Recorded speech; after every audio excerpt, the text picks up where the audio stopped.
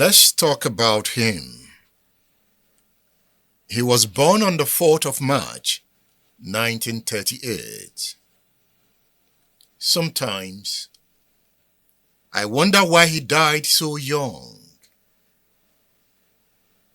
He was from Buguma in Rivers State. A Calabari father and Owerri mother.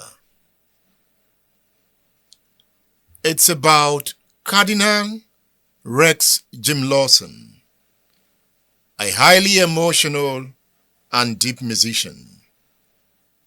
He was known to weep, mourn on stage. He sang in different languages: Calabari, Nembe, Ijo. He sang in Igbo, in Urobo, Ibibio, Efik, the Cameroon and Ghana languages. What did the Civil War do to him? It's about Rex Lawson. Phillip Jakpor, it's good to have you on State Affairs. I'm happy to be here. You know, Rex and music. What thrilled you about him that you even decided to write a long article about Rex? So I think what thrilled me, if I'm to use your word, about Rex Lawson, his songs, is exactly what continues to thrill his fans globally. The first time, and it's good to say this, the first time I heard about Rex Lawson, I was like 5 years old. And it was not a conscious thing. My late grandmother that I lived with in Obalinde area of Lagos was talking to herself.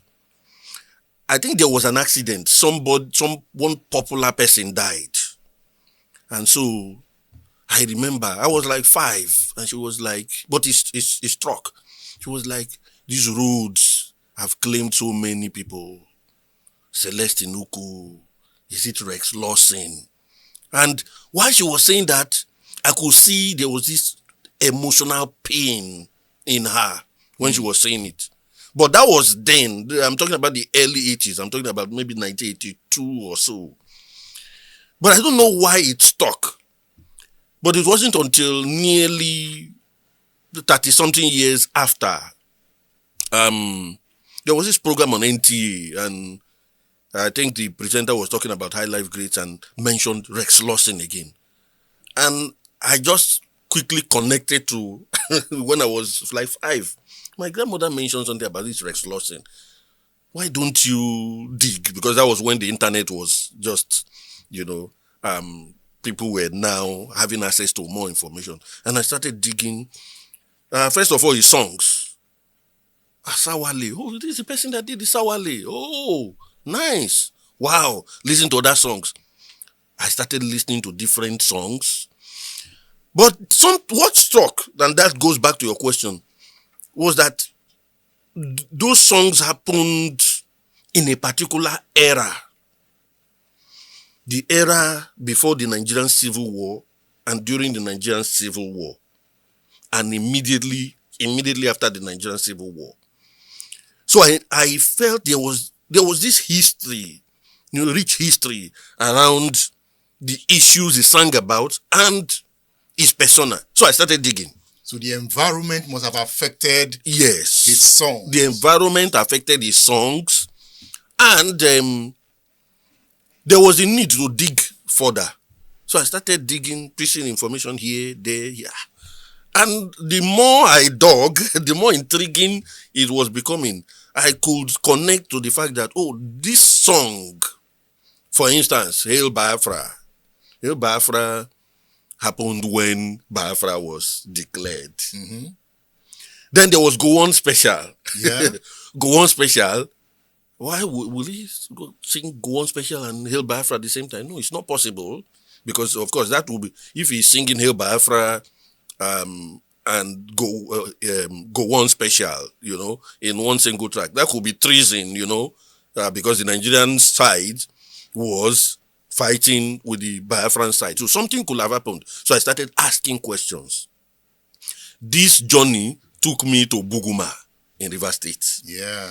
So I needed those connections. What made him sing this? When did this happen?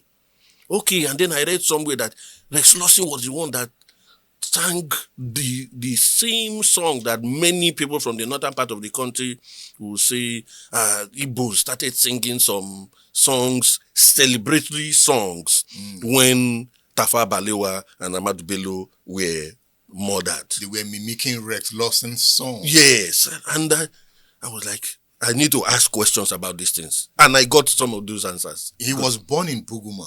Yes. Tell us about Buguma. Well, the Buguma I visited, so Buguma is in Asari Turu local government area of present-day River State. The locals are Kalabari people. So they are, in essence, they are Ijaws. It's a traditional community, people who have deep roots. Roots in River State there and roots in their Ijaw background. So they are people who love culture. They typically fishing. They fish. There's a river, so they fish. And they so love their culture that they don't bury their people outside. They have to be buried. There's an ancestral place just across the river in the community. That is where they take everybody who dies. So it shows you how deep they are in terms of preserving their own culture. But they made exception for Rex. They made exception for Rex because of his rating globally. I say globally because it wasn't only in Buguma, it wasn't only in River State, it wasn't only in the Niger Delta, it wasn't only in Nigeria, but in Ghana, in places like Cameroon, and of course today globally.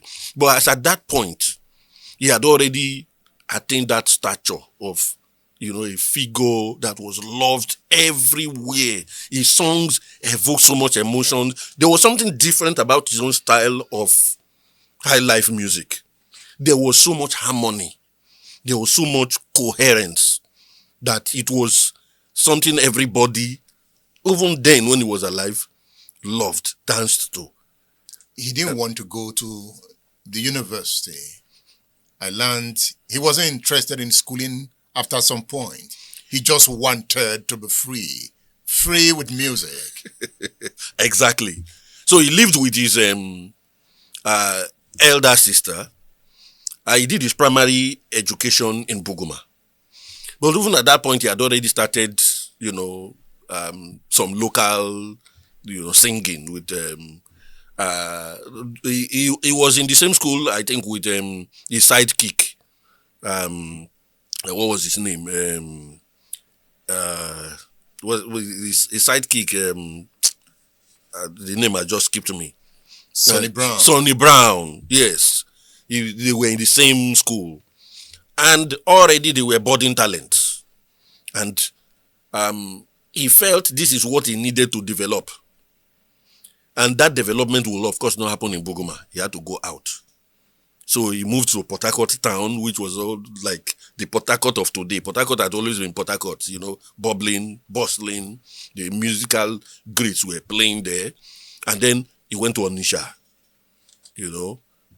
where you also had this kind of Onitsha, Lagos, Ibadan, they had this, thing that drew musicians.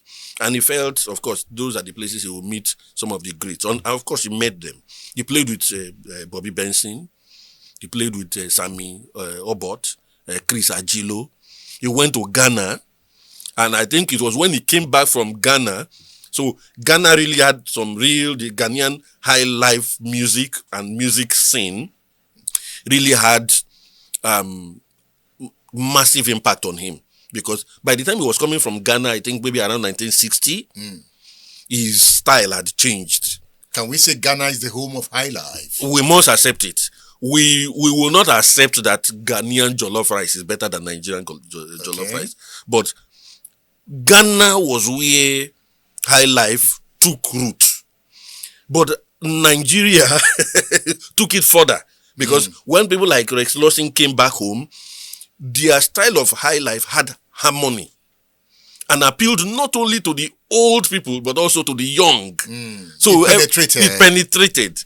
So most of Rex Lawson's contemporaries will always say that, high life music initially will seem some disjointed. So you have the trumpet in somewhere, you have the drum in somewhere. But Rex Lawson brought everything together. There was harmony. Pure blending. At some point, he had to introduce the saxophone. Into, his... He departed from the normal.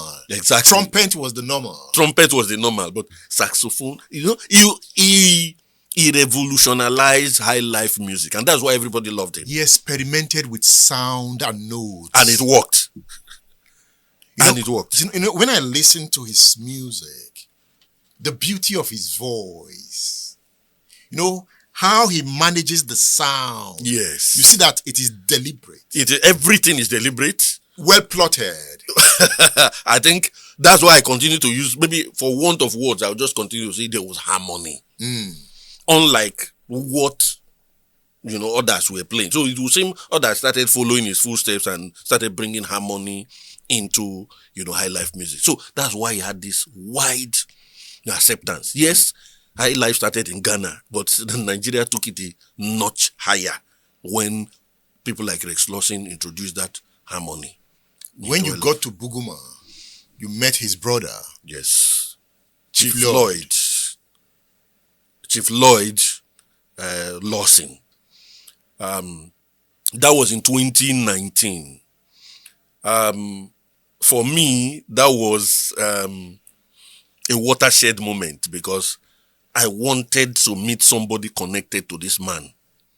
I met his nephew in Lagos, who was a journalist, and started discussing. You are a journalist too. I am also a journalist also.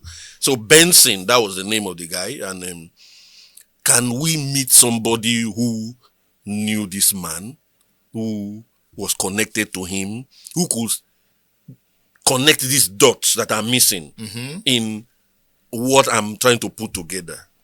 Unfortunately, we were able to plot that trip and met not only we met his younger brother and his cousin. We met his cousin also, who lived in Lagos. His younger brother, Lloyd, worked with the Electricity Company of Nigeria, which later became NEPA and today PHCN. And so he knew so much about him, his movements, how he planned his trips, because at that point, Rex Lawson had a band and they would move from one part of the country to the other. So there was need for somebody to ensure, for instance, that the drivers are not drunk when they drive. They don't drink all through. You can eat, not too much, but don't drink, so that they will get to their destination, because the roads were very bad according to him. And so you need people with sound mind. You can imagine the narrow roads of the old. And bad because of the war, the bombings. So they had to navigate a lot of. So that was what Chief Lloyd was doing. Unfortunately, the day Rex Lawson died, that accident, that was the only time Chief Lloyd did not travel with him. And perhaps, even in my interaction with him, he felt that was the only instance where you had no one in charge to ensure that, look, the driver do not overspeed, do not drink, and the driver was drunk. They had to stop at some point. Yes. To have fun. To eat and drink. The driver was drunk. They were on their way to Warri. To perform.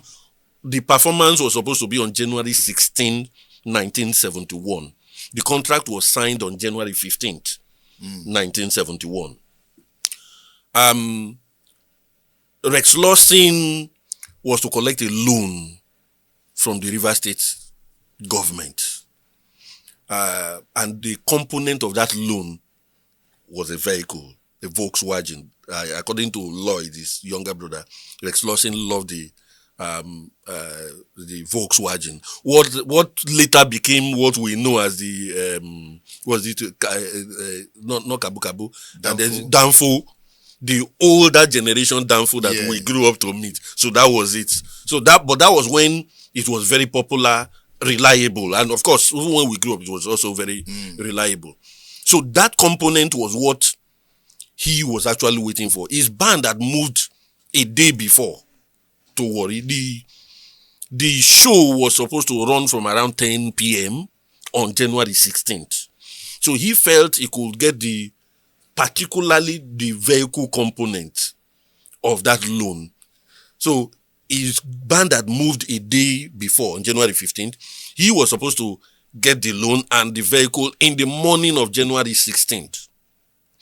And he was supposed to get a call from the River State government at that point. He wanted to travel with the boss. We wanted to travel with the boss. And I think it was Chief Dipriye, D.A.T. Spiff, sorry. Yeah. That was the military administrator. So he waited till around 12 and there was no information. So he had to go to the State House by himself to see what was happening. And unfortunately, the loan was not ready. The vehicle was not ready. And around 4 p.m., he came back and he said he needed to go to Warri. Unfortunately, he couldn't get the vehicle. But since his band was already in Warri, he had to make it to Warri. Chief Lloyd did not go with him. Sonny Brown did not go with him. Sonny Brown also felt it was already getting too late. Why you can go? I don't think it's getting too late. Chief Lloyd said he felt something, he felt this sense of emptiness that day when Rex Lawson was packing his bags, and he just felt something, but he didn't know what it was, but he felt something. And when Rex Lawson was going, he said immediately he left. There was this sense of desolation he felt in him. He didn't know that it was a foreboding of what was going to happen. The accident happened around the present-day Umunede axis, and it happened in the night. They left Port Harcourt by 4, according to Chief Lloyd, and the roads then were very bad. The road between Port Harcourt and Warri, which of course is now, it doesn't take more than how many hours now, but then because of that to navigate a lot of spaces. The driver was drunk because they stopped somewhere to eat and drink. The driver was drunk. Rex Lawson was sitting in the front driver's side of the vehicle, and the driver was on speed, needless speed, because the roads were also bad. He didn't need that much speed. By the time he was approaching a sharp corner, he was on top speed and he couldn't control the vehicle anymore. And of course, he hit a tree with the side that Rex Lawson was seated. So a shard of glass actually went into his head.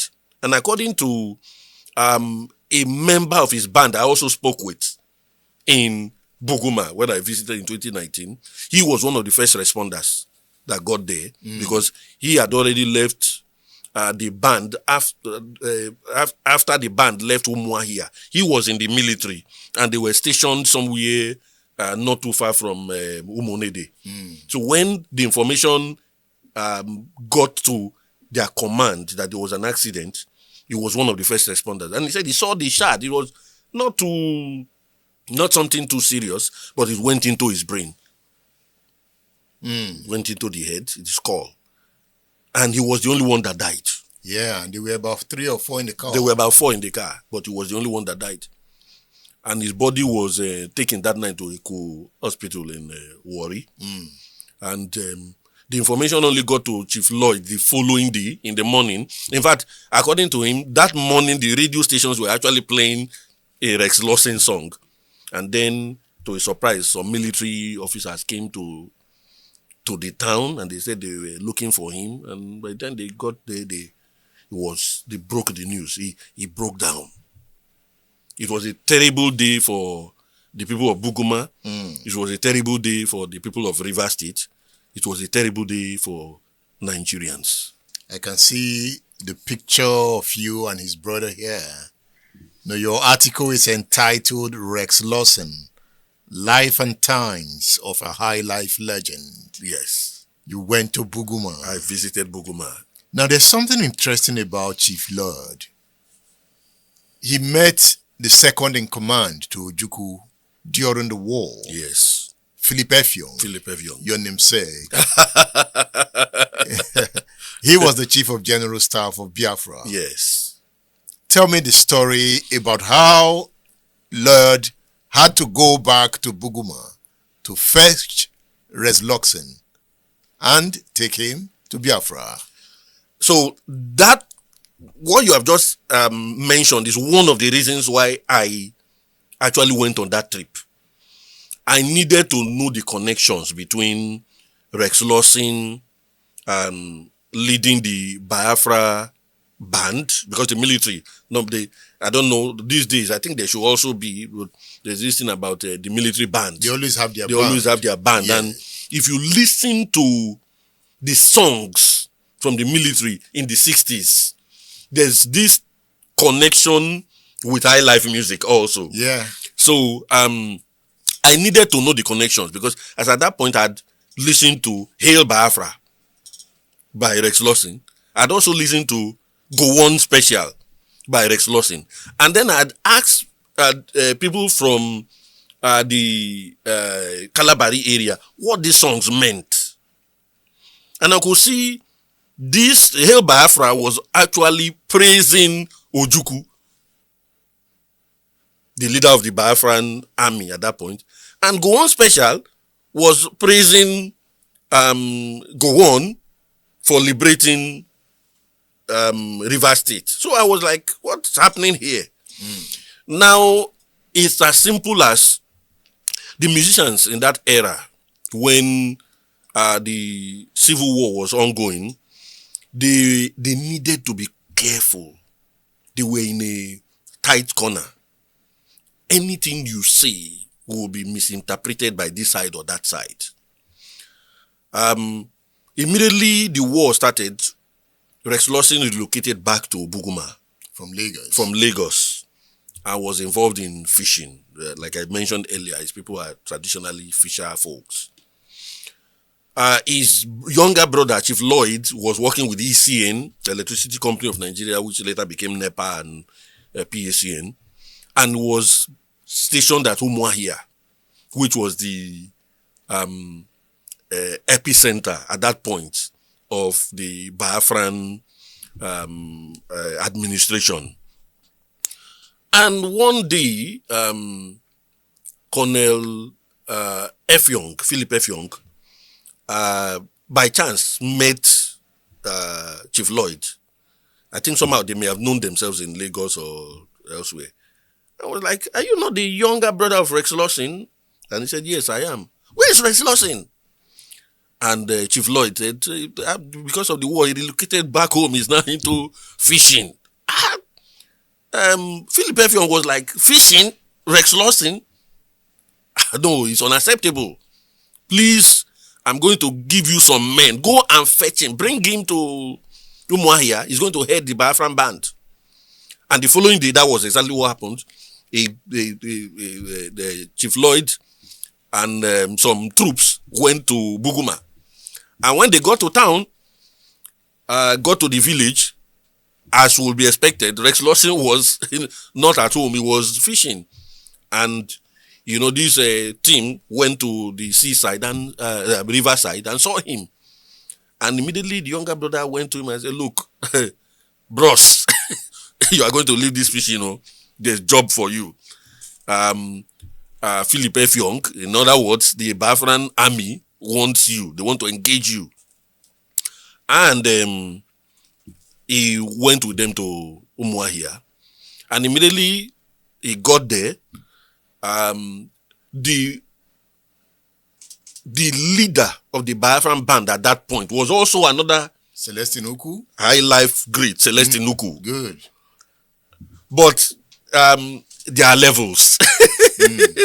Rex Lawson was, far higher in ranking when it comes to Highlife music. Celestine Uku was just coming up, was good, but then Rex Lawson was already a known name. And Rex Lawson was used to replace Celestine Uku. And he started playing for the Biafran band. And that was when we had that Hail Biafra. The song came from when Rex Lawson was in Umuahia. So that's where Hail Biafra came from. As the leader of the Biafran military band. So he had to. So that's why we say Rex Lawson was different. He was a man who could read the times. Can we say he was naturally tied to Biafra?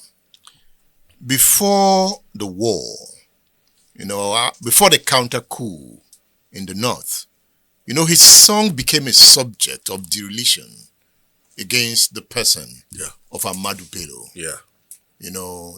He sang about a goat bleating. Ewunabakwa. So that song perhaps was interpreted to be a mocking of what happened during the Nzeogwu coup, and it's angered northerners. But that was not the intention of Rex Lawson in that song.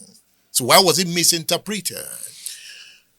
So, like I mentioned earlier, during the war, you would have to be very careful what you sing, who you interact with,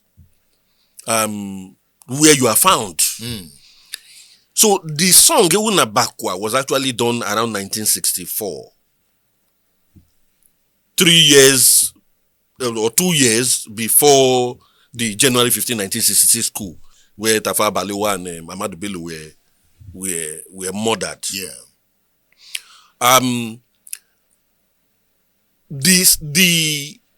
The incident we are talking about actually happened in Zaria, where Rex Lawson went to play with his band sometime after the January 15, 1966 coup.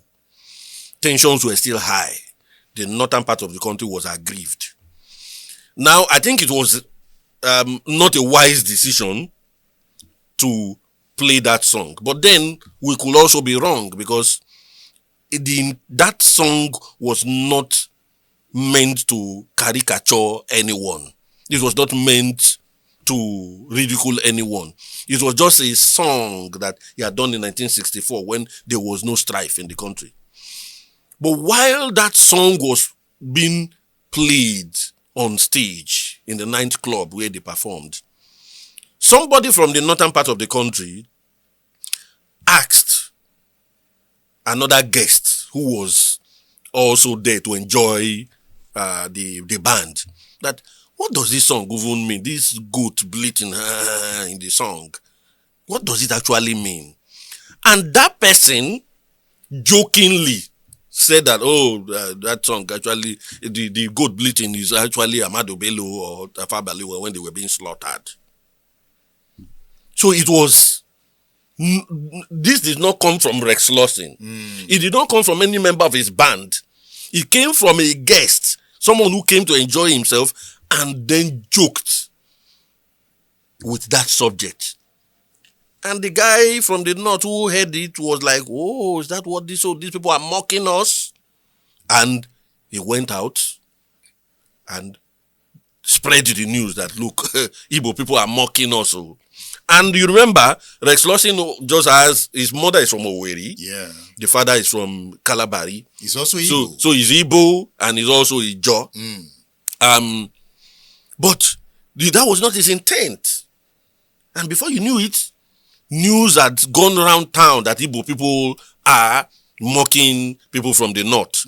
Misinformation.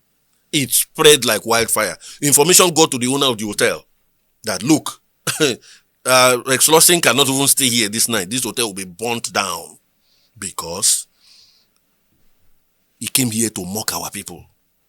So that night, Rex Lawson and his band had to escape from town. But the crowd also got information that where they were headed to. So they had not gone too far from Zaria when they were accosted by a mob in the daytime. And they were nearly mobbed. They were only saved by, surprisingly, Professor Wole Soyinka, who was passing by. He was driving by, and he heard there was a commotion somewhere. And out of curiosity, what's happening here? And he went, saw this mob, and asked questions. I think he can speak Hausa very well. And to his surprise, it was Rex Lawson. And he was like, no, this man cannot be anybody mocking you people. And this is a great musician. The song was just what he was doing. Somebody misinterpreted it. So it was the intervention of Professor Wole Soyinka that actually saved the life of Rex Lawson and his band. And they fled from there back to Enugu. Not even to Lagos. They fled to Enugu. And from Enugu was when he went back to Buguma. He didn't even come back to Lagos anymore because then the war had started. Now, he fled from the north. Yes. Having headed the Biafran military band, he had to flee again.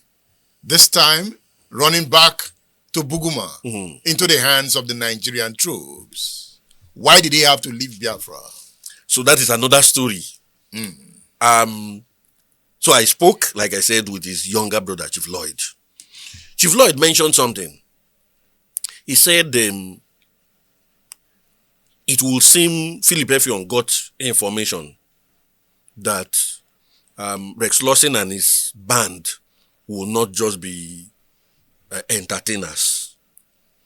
They will need to be recruited into the army to fight. And Phillip Jakpor did not want that to happen. He felt these guys are musicians, they should stay musicians.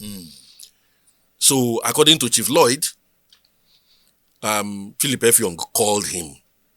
And this is a very, very controversial subject, but the information has to come out because what we are doing here is state affairs. We have to put the information out there. So according to Chief Lloyd, Phillip Jakpor called him one day and said, look, your brother and his band may be conscripted into the army, but he doesn't want it to happen. So he has to stage something. And what will he do? He will try to get Rex Lawson and his band to flee from Umuahia. But you, Chief Lloyd, you have to come to my office and weep that your brother is nowhere to be found. And then we will promise you that we are going to investigate. And that is what actually happened. You could see the drama in that. Yeah, there was drama. So what happened was that Rex Lawson and his band were playing, and during what was supposed to be their recess in the evening, Rex Lawson gave the band members a signal. There's a signal they used to give themselves, so for recess or whatever. And the signal was not lost to members of the band that they had to flee. So they fled while other people retired and were thinking they were just going somewhere to rest. They actually fled Umuahia through the forest back to Port Harcourt. Some of them missed their way. Yeah, some of them missed their way, according to Chief Lloyd. Some were never seen again. Oh. Some maybe died in the forest. But Rex Lawson, being someone who was from the jaw, he had the jaw blood, he had the Igbo blood, but then he knew the forest very well. He knew how to swim also very well. He was able to navigate his way to Port Harcourt. But not every member of the band, could do that. So he navigated his way back to Port Harcourt, and then Chief Lloyd carried out that same drama that he had agreed with Phillip Jakpor, and he started weeping, and it was promised, of course, that his brother would be found. Did Ojukwu walk in there when he was weeping? Well, I don't know that part, if Ojukwu was, but the general understanding then was that something may have happened to them. Maybe they have been kidnapped or something like that. Now, there's a twist to this, which is very, very important. Okay. The Nigerian military, at the point when Rex Lawson was found, were actually storming Port Harcourt to liberate Port Harcourt. And when they found Rex Lawson, the Nigerian military came out to say that they had liberated Port Harcourt and they had also liberated Rex Lawson, who was in captivity. It was not the truth. It was not the Nigerian army that liberated Rex Lawson. Rex Lawson actually fled Umuahia with his band. But it was a stunt which the Nigerian military used, which obviously will seem to have played very well, because here is the icon, music icon of the people used as the standard, used as the poster child of the liberation of Port Harcourt. War propaganda. This was a propaganda. According to Chief Lloyd, Rex Lawson actually fled on his own and made his way to Port Harcourt. He wasn't liberated by the Nigerian army. Are you a lover of high life? Rex Lawson was high life himself. There is a book here entitled Highlife Legend, West African Dance Band Pioneers by John Collins. I recommend this book to you, a lover of high life. Highlife Giant, West African Dance Band Pioneers by John Collins. You have flipped through this book, right? Yes, I have. What does it tell you? So, I think that book is a great book. We now have people who are trying to tell us the story of how high life has morphed, how high life was connected to the life of the people, their philosophies, their culture, and of course that story is the story of how high life, started with Ghana. But you had a lot of Nigerian high life musicians at that point, the Bobby Bensons, who also went to Ghana to learn. They went to Ghana to learn. That's how Rex Lawson also. So it will seem at a point when you have even Nigerian musicians start playing high life, they want to go to Ghana to learn. The home of Iti Mensah. To the home of people like Iti Mensah, to understudy what he was doing, and then they come back home. They now recreate it according to what the culture here, what our people want. And that was what Rex Lawson did. They localized high life. Localize it, add, the local flavor. Even at some point, Fela did high life. Yes, Fela also did. Before he began to modify it. Yes. Fela started with high life. Ironically, Fela and Rex Lawson were friends. They were very close friends. They ate together, they drank together. They both stayed on Abat Macaulay Way. I think 2 or so buildings apart. And I think around 1966 or so, there was this tension building up. Fela was of the younger generation. Rex Lawson was of the generation transiting. So you had a lot of young people who were getting, agitated with kind of songs that Fela was singing. Fela was a radical. Rex Lawson was more of the calmer, older generation, middle generation, younger people who were more calm. So there was this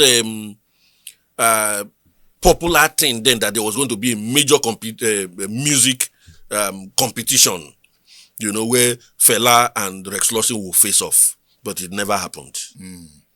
But before you knew it, the Nigerian Civil War came in and disrupted everything.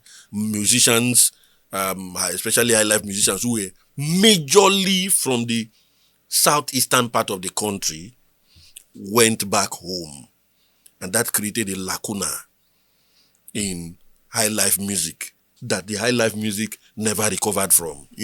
From the stories of the war, we've mostly focused on combat, men who were on the field shooting.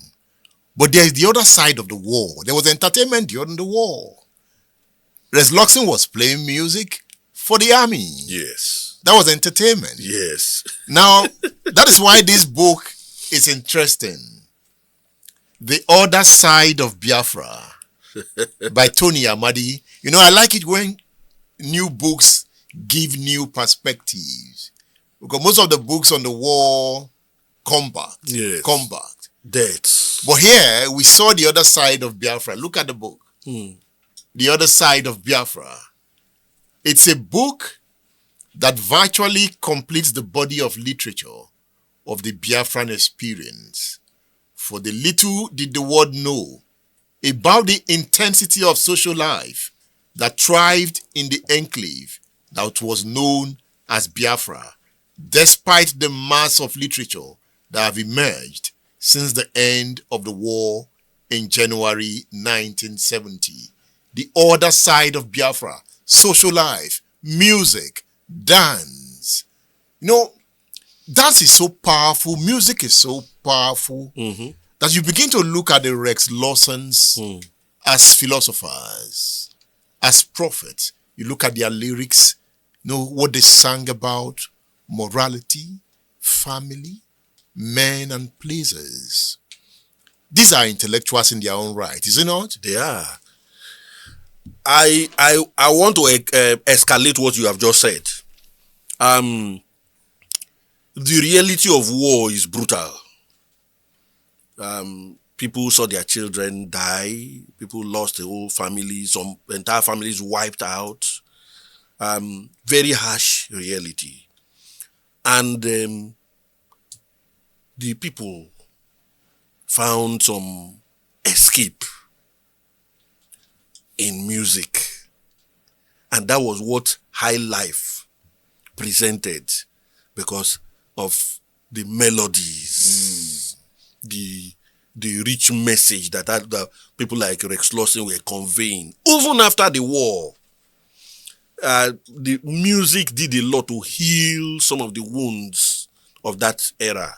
And that's why immediately after the war, even after the death of people like Rex Lawson, people like Celeste Nuku continue to listen to their song. You see how soothing those songs were. It's have to soothe, you know, even if it is momentary, you know, the pains, the wounds that the war caused. And helped people also to reminisce what it was before. Highlife never recovered from, you know, that 3 years or 3.5 years of the Nigerian Civil War, because it was happening in Ibadan, in Zaria, in Lagos, in Enugu, in Onitsha. And then suddenly, then you had people from different ethnic groups in the same band, playing together, learning new things, experimenting things. Rex Lawson used to be invited to Ibadan by Orlando Julius to play in Independent Hotel. They used to play at Presidential Hotel Enugu. You know, so there was love between them. There was a bond between them. Music united them. So you have, even though you have a Bobby Benson, you had a Rex Lawson in his band. There was a Victor Olaya. There was a Victor Olaya. There was an Ebenezer Obey. They sang about him when he died. Oh, Ebenezer Obey did a wonderful, you know, very sad song about Rex Lawson. Anytime I play it, I'm also emotional about Rex Lawson. Victor Wifo did the same thing. Orlando Julius did the same. So Rex Lawson's death elicited so much sad emotion nationwide. I've heard my father-in-law, who is old now, describe going to Yaba when Rex Lawson used to play in Yaba, and he will always say he remembers how they will be dancing with white handkerchief, you know, and that when the death of Rex Lawson, when the news came, he was inconsolable. And it was not just him or just the ordinary Nigerian then, or lovers of Highlife music, which was the rave then, but even in the music community. Ebenezer Obey did a wonderful piece about Rex Lawson, and I remember some lines from Ebenezer Obey's song. He was asking, Mr. Death, what thing Rex do you when you take him? Mr. Death, you no get mercy. Rex, Mr. Death, you don't take Rex. And it was almost like Ebenezer Obey was even shedding tears when he was singing. Victor Wifo did his piece. Orlando Owo. Lots of them. He died at the age of 32. He died at the age of 33. He was very young. And that was very touchy to them because they felt he was a very friendly person. Very, very jovial. He was a jovial person. He broke into the high life scene at a young age. In his 20s. And he attained a superstar status. Yes, he did. He larger than life. And you can imagine what war could do. That kind of superstar was now forced back to his village to do fishing. But F. Young somehow rehabilitated him. And when he got back to Port Harcourt, he played for the 3rd Marine Commando. He did. Led by Benjamin Adekule. Yes. Where Alabi Sama operated from. Exactly. So he was entertaining them. He was doing, stuff. That's where he sang Go On Special. Because now he was on the side of the federal troops. And you can understand his dilemma. It was very, very dangerous in that era. If you are on the Biafran side, you have to, sing and support Biafra. He sang about Isaac Adaka Boro. He sang about, yes, when Isaac Adaka Boro was killed in 1968. He also did a very, very touchy piece on Adaka Boro. And even in that song, how creative Rex Lawson was, even then you could hear someone crying in the background. And somebody was saying, please don't cry again, Yeah. So he touched on contemporary subjects. His song, Sawale, was about, moral decadence, which was, taking over the society even in the 60s. Baby Play Me Wayo, songs, different songs that, appealed to what was happening at the time. Jolly Papa that everybody loved. Ibinabo. Wow. It was something else. Baby Play Me Wayo. And you could see that even more than 50 years after his death, you have younger musicians who have been recreating his songs. Unfortunately, without, paying, honor and giving him the credits. We have the flavors. Flavor, the Ashawo was from Rex Lawson. It wasn't a flavor thing. It was a Rex Lawson thing. We had them in the late 80s, I think, or is it early 90s, we had Fela Day. Fela Day also did something, the late Fela Day. He did something about they play Wayo. They play, he did a Rex Lawson thing. We also had what's his name? Is it Blackie or which other musician? Several of them, have done try to recreate, these Rex Lawson songs. Although, sadly, none of them give him the credits. It's unfortunate, but the foundation is Rex Lawson.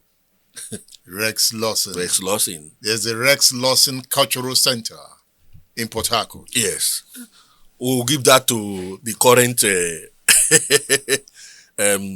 Federal Capital Territory minister, Barrister Jason Wike. He was the one that dedicated that center to Rex Lawson. I learned he also loves Rex Lawson songs. Just like Rex Lawson fans do not just resonate around River State. There are people from everywhere. I'm from Delta State, and ironically, some of the things that Rex Lawson was talking about, I don't even know what they mean. But there's something spiritual in those songs that when you hear them, you will like, wow, this man is singing something. We can say he was a Biafran. And a Nigerian. Yes. Look at this book, Afrobeat, Fela and the Imagined Continent. Afrobeat, Fela and the Imagined Continent. written by Professor Shola Oloruyomi. You know, when you read this book, you read about the life of a man like Fela, the mystics, the brilliant, the revolutionary ideas, how music impacted Fela's continent, what was behind the soul of Fela's music, what was it about the environment that produced Fela, and what was that future reality that Fela painted in his music. Oloruyomi goes deep into the life of Fela, not just Fela, but the continent that Fela imagined. This is a deep excursion into the life and ideas of Fela, Afrobeat, Fela and the Imagined Continent. I recommend this book to you. Philip, you love Fela, right? Oh, lovely. I love Fela. I love Fela. He's in another world of his own. You know, Fela have been studied quite extensively. Yeah. Because, like, this is one of the classics on Fela. Arrest the Music. Fela and his Rebel Art and Politics. Arrest the Music. Fela and his Rebel Art and Politics by Tejumola Olaniyan. You know, this is a deep research on Fela, his music. You know what books like this do to me? They calm me down. You know, they take me into the minds of musicians. And understanding their mind now connects me to their songs. And by now, these men built ideas with music. Fela has been studied extensively, but there are still gaps in works on Fela. But we are yet to see an extensive study on Rex Lawson. I completely agree with you. I have heard plans by some Rex Lawson enthusiasts like myself to put literature on him together, perhaps a film, but it has never materialized. I don't know. I don't know why. I don't know why it runs into itches. I always pride myself with something. I said if a Rex Lawson film or documentary is to be put together, I will be one of the critics. Or, if the resources permit, I will champion it. Because I learned so much with the interviews, the researches I did on Rex Lawson. So I can easily connect any song of Rex Lawson I hear with a particular period. We've done the connections between when he sang Hail Biafra and Go On Special.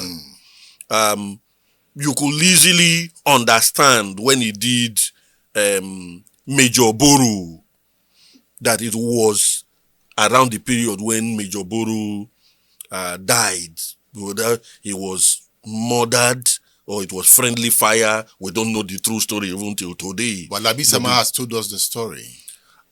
Well, that he was shot by a Biafran lone soldier who was hiding. Well, the military has so many secrets. The military advances some arguments for specific reasons. Not many people agree to the fact that he was Major Boro was just killed by a Biafran lone soldier that we don't know. Some also believe that he became so popular, especially among the Jaw-speaking soldiers who led the effort that liberated River State. In the 3rd Marine Commando. In the 3rd Marine Commando, that it was felt in some quarters that he was becoming too popular it could lead an insurrection, So, but they are divergent views. So the view that he may have been shot by a Biafran soldier is just one of the views. But I don't think everybody buys, this view. There are other divergent views too. Obasanjo's my command and Obasanjo's own argument or his own narrative also mentioned something similar to that of Alabi Sama, but then there's some controversy also around it. So I am neither here nor there. And considering that he had also led an insurrection before. Exactly, before. He was the first to want a state out of Nigeria. Exactly. He did that even before immediately after the Nigerian the 1966 coup. Yeah. So you can then imagine someone like that becoming so powerful, leading he was the one that did most of the work that led to the liberation of Port Harcourt, because he knew the waterways, he knew the creeks, he knew the... Alabi Sama said so. Yeah, he did. And it was a torturous voyage into Port Harcourt. For some in Biafra, they would say serve him right. Well, I would rather say in a typical war, people take decisions that sometimes they are compelled to or situation forces them to. We were not in their situation. We were not privy to the discussions that went on, the dealings that went on. So I'll be careful to take a position to say, it serves this person right. Or don't forget, these people we are talking about, the people that fought the war, were all people trained in different parts of the world that worked together, that loved each other, that worked together, ate together. Politics divided all of them. So it is the same scenario we have today. In the political landscape, you still have people who ate and drank together some years ago, and today they are foes. So I will not use the word or say that it serves him right. I wasn't in his shoes. We were not in their shoes. A lot of betrayals took place during the war. People took positions not because of just themselves. They took those positions because they were thinking of their children. They were thinking of their families. Survival. It was about survival, and a lot of things happened. But one thing we can state clearly is that Isaac Adakaboro was a formidable soldier. He was a hero. He was a hero. He wanted a Niger Delta state. He led that struggle. He saw it at that point. He must have been visionary to say, we need to liberate the Niger Delta. And he had his good reasons. This is where the oil is coming from. And there's only poverty, neglect, deprivation, the spoliation of the environment. And it still remains. That is the story we still have today. Ken Saro-Wiwa also followed that path. He died for it. And what he fought for is the Ogoni struggle. What he saw, the United Nations Environment Program assessment of Ogoni land confirmed it. That report was released in August 2011. It showed even far more than Ken Saro-Wiwa had talked about. Did Rex Lawson pay attention to the Niger Delta environment in his songs? Some of his songs actually focused on the Niger Delta, but the focus was more on morality, the need to do right in society. Those kind of things were the things he sang about. Because the issue of he sang a lot about women. He sang a lot about. He was a ladies' man also. But then, so at a point, he sang songs that seemed more like, the playboy. Yeah. But his later songs were more about the moral decadence. So he could pass for a young man evolving. As you grow older, you then start seeing meanings deeper than just doing just anything. I think he evolved. He was a wartime musician. He was a wartime musician. And that in itself was one of the things that shaped some of the songs of that era. You needed to be careful. You can't be in enemy territory and be singing praise of the other side. And if you are in the enemy territory of where seemed friendly at that point, you have to also. So, war is a terrible thing. If there's a war in this country today, some of the same kind of stories we had in the past will replay itself. Human being doesn't change really. It's just time that changes. Time that changes. The character of man remains the same. The man sees there's a bullet, a gun pointed on the head of his child. What do you want him to do? He will say things he doesn't even believe in, or do things he doesn't believe, or his wife, about being raped, or his daughter. War is decisions taken in the heat of war are usually all about survival. So I won't blame anybody for any part they take. Do this generation understand Rex Lawson? Do they listen to him? Well, I think some young people who are deep listen to Rex Lawson, but I think the work has to be done by the musical community and people like us who see something deep in his songs. I've shared the stories with younger people who, that story is quite interesting. Who is the person? And they want to. So I think the work is ours to do. We must, for stories and acceptance of heroes like that to happen from one generation to the other, must be done by people who value that. But in the US, look at what is done every year, dress style, hairstyle on Elvis Presley. Elvis Presley died, I think, 1979 or something like that. And till today, you see people want to dress like him on a particular day. So they are passing it from one generation to the other. That is what we must also do. There must be January 16th, which is a day after the celebration of the armed forces, the unknown soldier, should be a day dedicated to, promoting Rex Lawson songs and probably high life music songs. So there's an entry point always. Those songs should attract a lot of wealth to the family by now. They should be on streaming platforms. Unfortunately, it is not the case. Rex Lawson performed songs because he felt like performing, not because of money. And most of the songs we are talking about come from different sources. So it's not, that unifying factor is not there. He had many children, of course, but then the music industry has its way of also trying to exploit musicians. The same thing with Fela's songs. Some of the Fela songs, the family does not own the copyright. It's outsiders who make those monies. So it's the same thing with Rex Lawson. But the discussion that is very, very important so that we can see what to do to put this together and recognize his family. I think that is very, very important. Phillip Jakpor is the author of the article, Rex Lawson, Life and Times of a Highlife Legend. Phillip, we are happy you came to discuss Rex. So we have this book for you, Afrobeat, Fela, and the Imagined Continent. Thank you so much. This is wonderful.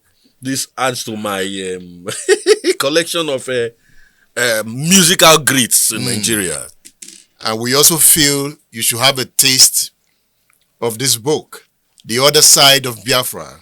It will help you in your research, by Tony Amadi. Thank you so much. This is very much appreciated. Thank you, Phillip. Thank you so much. Thank you. I'm happy to be here. Thank you so much. Thank you, Phillip. Thank you. Great job. Thank you for featuring on State Affairs. Yes, thank you so much.